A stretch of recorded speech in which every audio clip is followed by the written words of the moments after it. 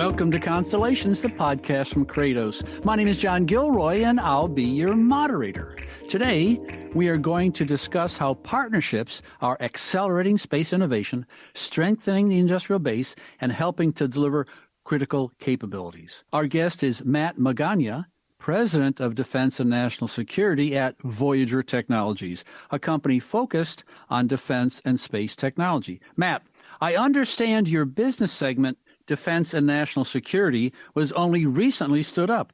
Can you share why it was done and what's the significance? Yeah, no, I can definitely. Thanks. First of all, thanks for having me on, and very excited to talk to you guys about partnerships here today. When I came into Voyager, we had a significant amount of defense business within Voyager Technologies. Actually, it was Voyager Space at the time. And when you looked across the portfolio, there's a lot of technology that was not really kind of getting rolled up into one so we can focus on the defense business. And so we really looked across the business, pulled all of our defense thing. It really made up about half of the business. We were originally a space infrastructure business. And obviously with the budgets that are coming out of the government and the focus, again, on the defense side, it was just obviously natural for us to really focus our efforts on both development and the front end of the business to really focus on those areas in which that we knew there was market. And as we talk about partnerships, almost developing our own internal partnership between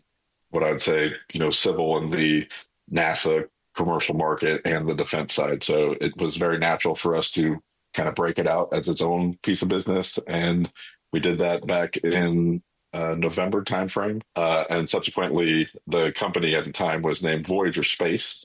Again, primarily because we were a space infrastructure business, and obviously expanding into the defense and being half of our business, we changed the name of the company into Voyager Technologies. So, Matt, I looked you up on LinkedIn. You've got a pretty deep experience in this industry here, Yeah. And let's talk about partnerships over time here. So why are partnerships becoming more critical in the space industry today than even 4 or 5 years ago? Yeah, I'd say, if you look at the way in which the government procured, say 10, 20 years ago, obviously very large, massive programs ran by primarily large primes. With the commercialization of everything, the speed of technology, that just doesn't work going forward, primarily as fast as technology is getting developed.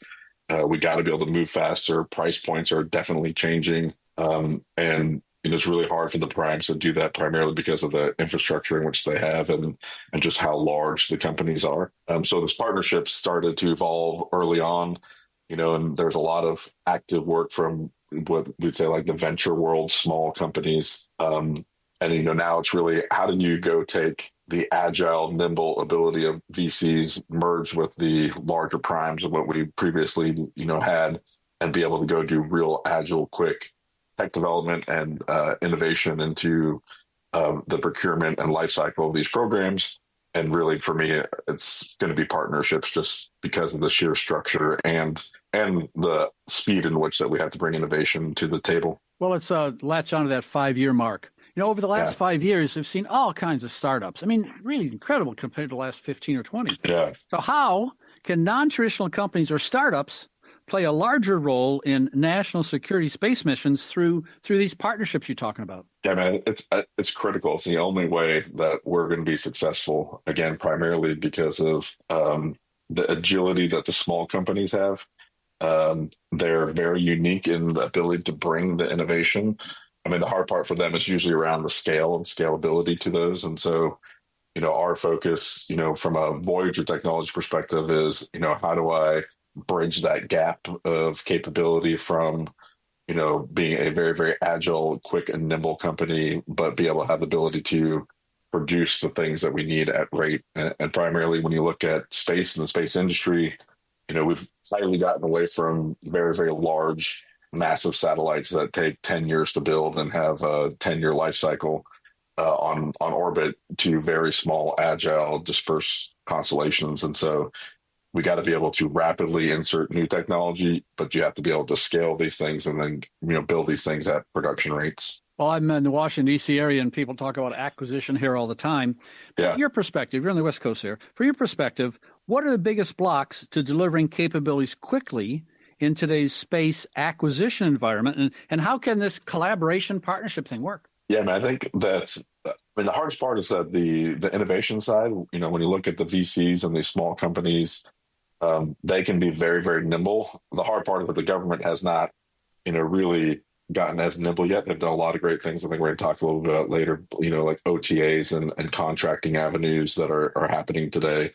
But for these small companies, the hard part for them is getting consistent contracts so that they can, scale a company, or they can scale, their capability. They can develop technology. They can, invest money into their products. And so where I see that partnership happening is, the fluctuation between these contracts. When you have partnerships and you divide up some of that work scope into where some of these small companies, like if you look at a lot of these VCs, they have like, 1 to 2 small technology capabilities, but that doesn't give them a really big steady base of work coming in to scale and to get more engineers in, to get more manufacturing capability. So the partnerships between multiple companies, where it's like a 1+1, as I say, always equals 3, in these type of partnerships, and trying to find those so that we can bridge that gap, because not all of them are $100 billion companies that have,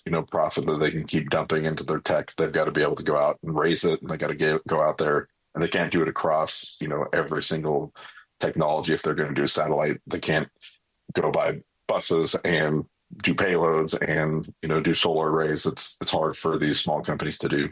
Yeah. You just mentioned tech, and I'm sure you're up to speed with all the new terminology. There's the public cloud, private cloud, hybrid cloud. There's the alt cloud. Maybe there's a, graphics cloud. Who knows what's out there? There is. So with all this talk about hybrid architecture, how do partnerships help connect legacy space infrastructure with these newer technologies, new commercial technologies? Yeah, I mean, I think that it's going to be the wave of the future. I mean, obviously, we see it here today on the ground. Data sets, I mean, big data, it started, years ago. And I think you saw, obviously, with, some of the election data where they're taking these large, massive data lakes and putting it into one area and slicing and dicing it in ways that we never have done before. We haven't got there on the space side. Obviously, that is what everybody is racing to now. We've been doing that with our partner Palantir, and looking at how do I go take existing data off of our space station and then do some of that. And it's going to do just like it did here. It's going to unveil a whole bunch of capabilities and data and information that we never even knew was happening, even in space, from space. There's gobs and gobs of data. And if you actually, the sensors that we have today that are up there, we hardly get that data down. So as we take that legacy data where we can, pump it down to the ground, and then do these large infrastructure data lakes, it's going to help us understand where those partnerships might be weaker, where we can grow them, where we can go bring new technology to bear by taking that relationship data and then making new information out of it, because there's a lot there. I mean, it's an unbeaten path, that's for sure. There's a lot of space data that's out there that nobody's touching yet. So Matt, I had a guest maybe 2 episodes ago where she said, it's not a data lake, John, it's a data ocean.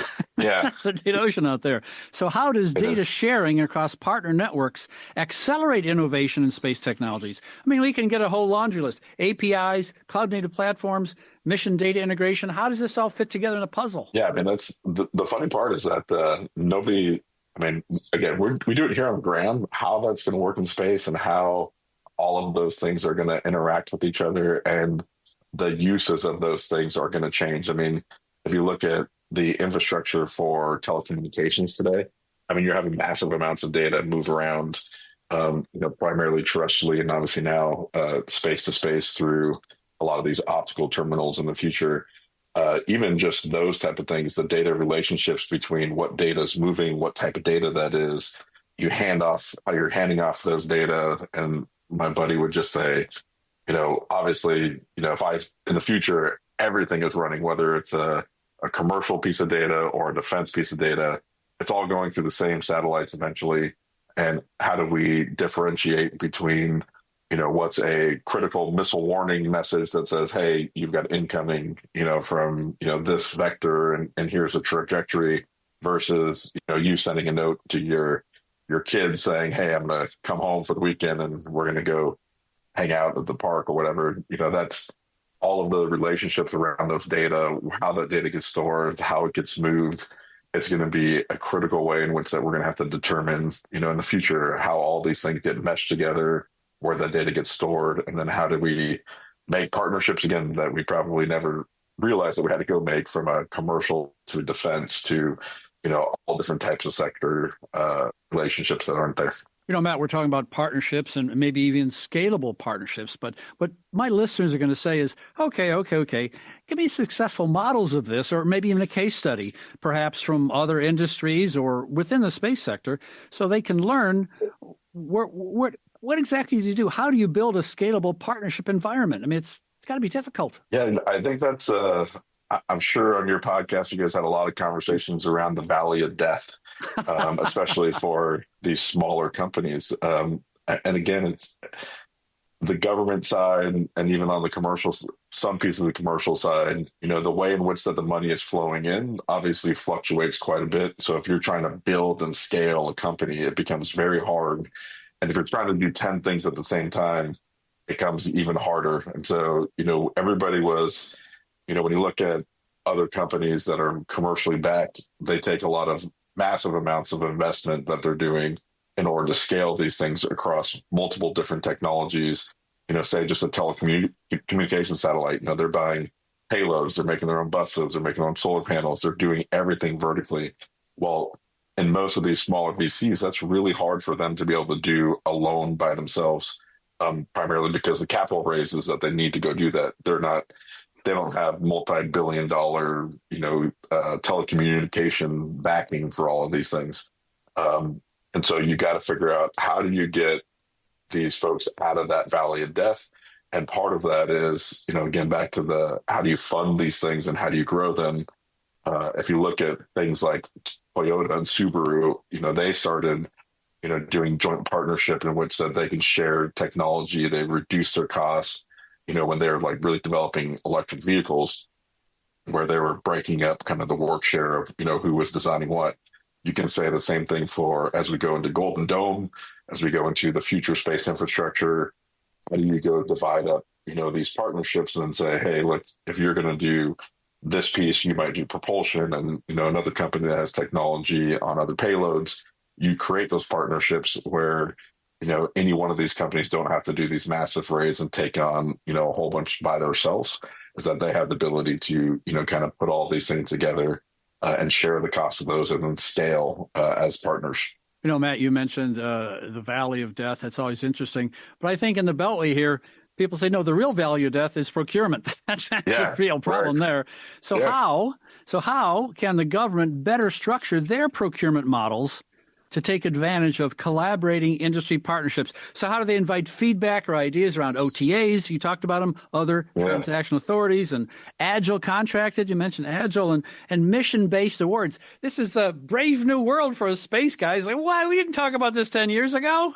It was, no, I will say, first of all, that the government is still learning. I was in the Pentagon on Thursday with members of Space Force, and that's part of the conversations is, continued conversation between industry and the branches on how do we actually go bridge that gap and what does that mean?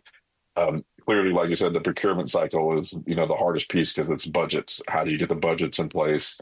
How do you ensure that money keeps flowing? So again, that these, smaller companies, VCs, or even the bigs can make a big investment into the technology to go help drive the gap on, whether it's technology or, rate production capability. So that I'll say that they're still continuing to ask the question on how do they help. But again, then, as you said, they're doing a lot of things contractually, like they can get stuff on contract very quickly through OTAs and through all different types of avenues, lots of partnerships. Conversations that we had was really around access. There's, especially in the space domain, there's a lot of things that are in the classified realm of stuff. How do we get some of these smaller companies into those areas so that they know and understand where the technology is going, what needs to happen from a classified perspective? And that's obviously really hard from an infrastructure. And so they've got a lot of programs, these bridge programs to go help, some of those smaller companies so that they can, get access to this information. But at the end of the day, even our conversations on Thursday around Golden Dome and the budget and what's coming out, I mean, that's obviously a lot of folks back there in Pentagon working hard to get that out here in the next couple of weeks. But, in some cases, they don't have control of all those things. And, there are laws and rules in place for how these procurement cycles happen. And that's just natural. That's part of the checks and balances, which is good. But it also makes it really hard for us to do some of these, longer investment plans, especially if they're smaller companies. And so, that's kind of the conversation that keeps happening is how do we find, ways in which that we can, get investors comfortable with the money that may come and when it might come. And then how do we kind of get some guarantees around that so that people can move out?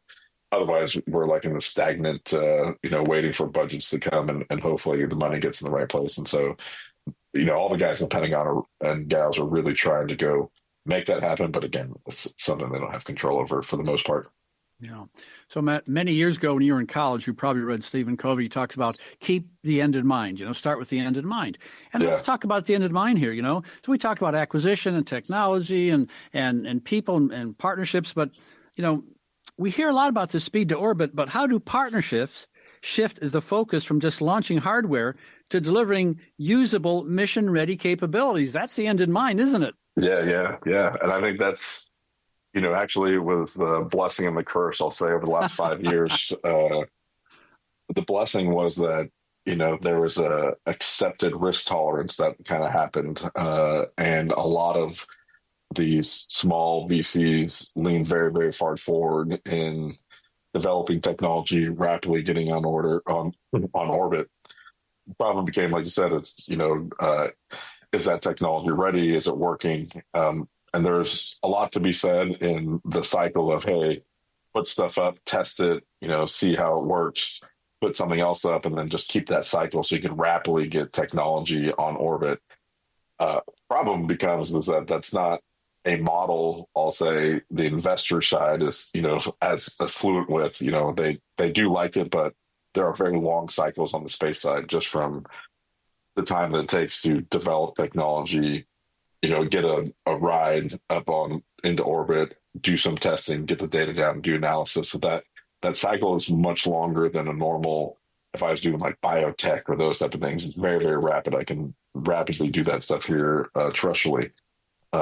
And so that's really a cycle that has driven, part of this issue around the time in which that it takes for us to get the capability up and running and validate it. And so these partnerships are having to, because a lot of that stuff happened and not all of the hardware worked, investors backed off a little bit and, just dumping money everywhere because, again, the cycles that were in there.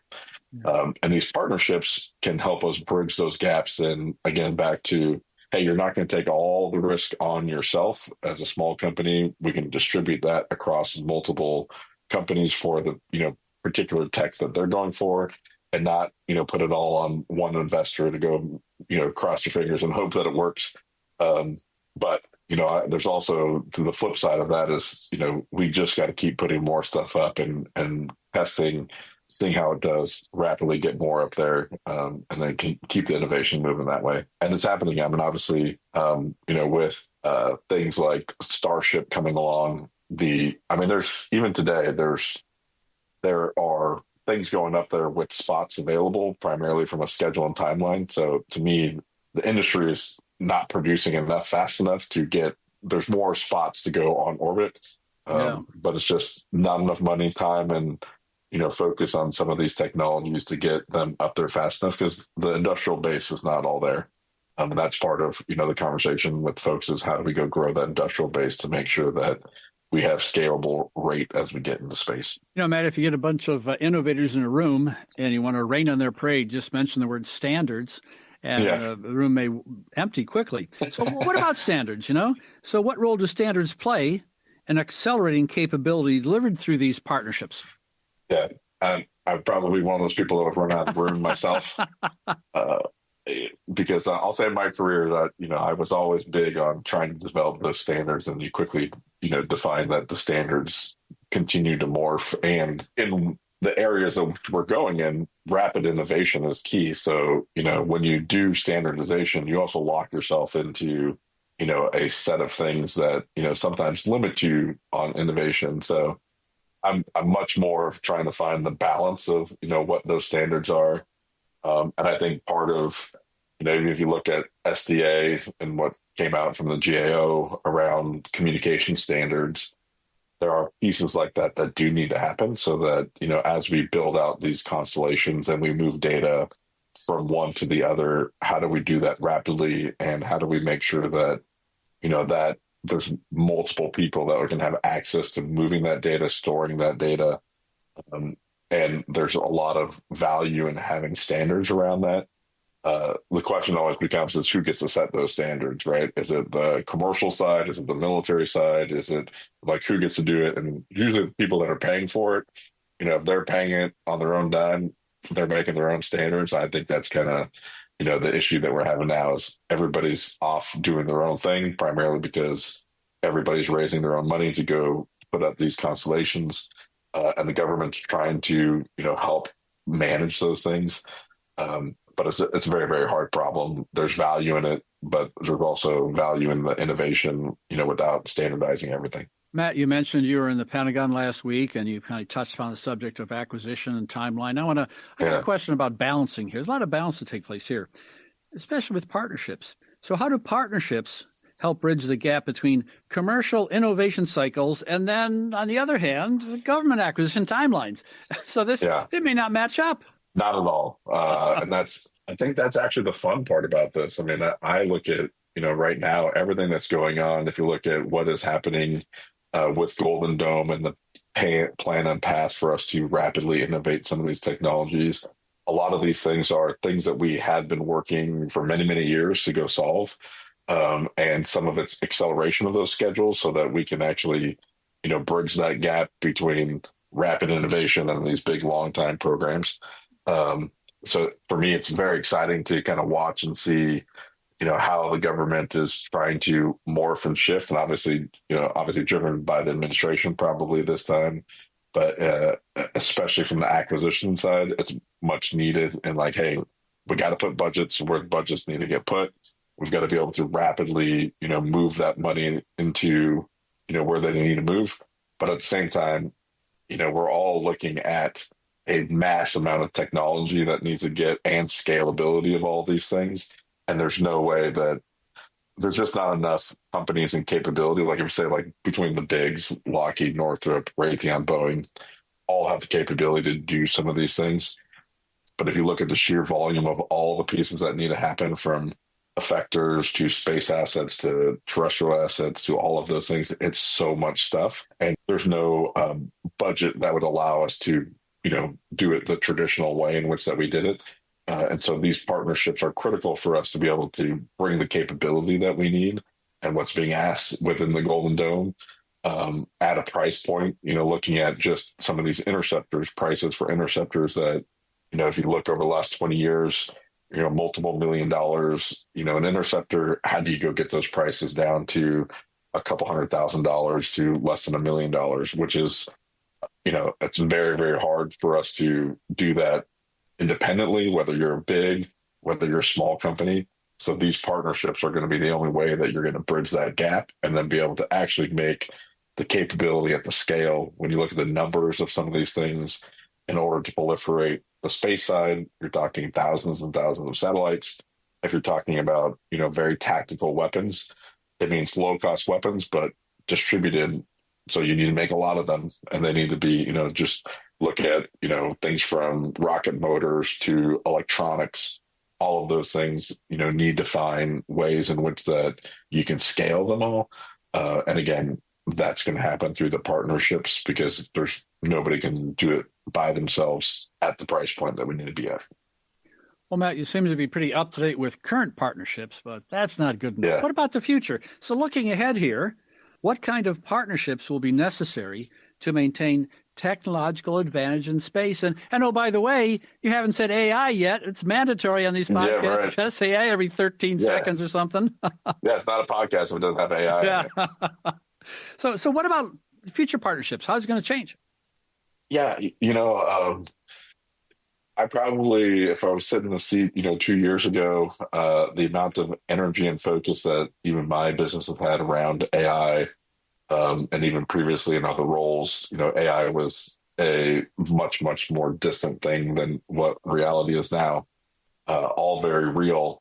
And the reality becomes, especially on the space side, here terrestrially, they have massive, you can see some of these mega projects that are going on to be able to, really process the amount of data that's happening here locally. That's just massive, massive, server farms in space that's not there today. So for us to be able to do the same thing in space means a very, very large hardware infrastructure.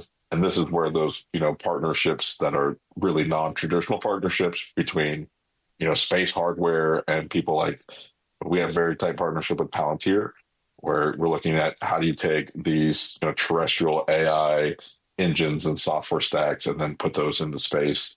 How do we take the data off of, our future state commercial space station?